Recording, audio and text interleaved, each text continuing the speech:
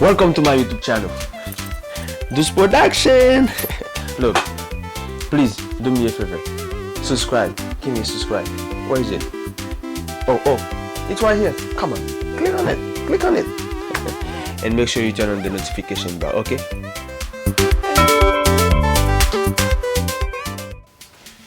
Bon, de qui ça nous va parler aujourd'hui? On va écrire vraiment simple. Nous allons parler de top 10 best Haitian food. So today we're gonna talk about top 10 best Haitian food. Number 1, diri sauce pois légumes. That's my favorite. Everybody love diri sauce pois légumes.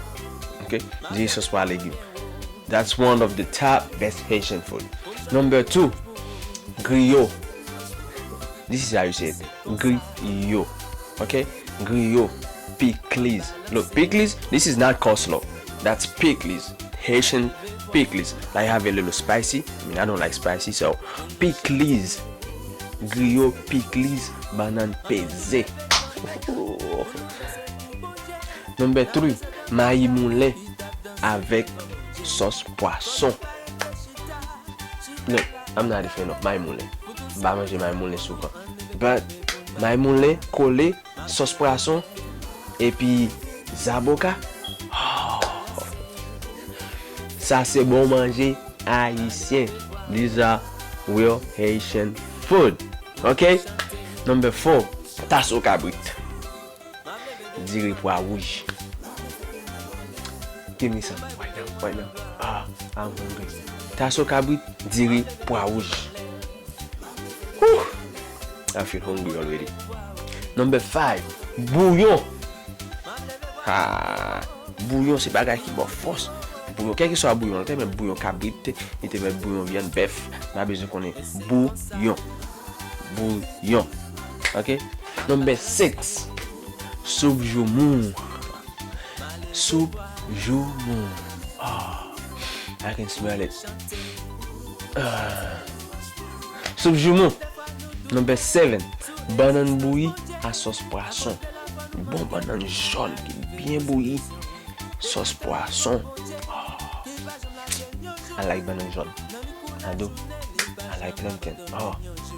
Yes, give me some plantain right now. Sauce poisson. Lord, I feel so hungry right now. Let's move on. Number 8, diri blanc à lalo.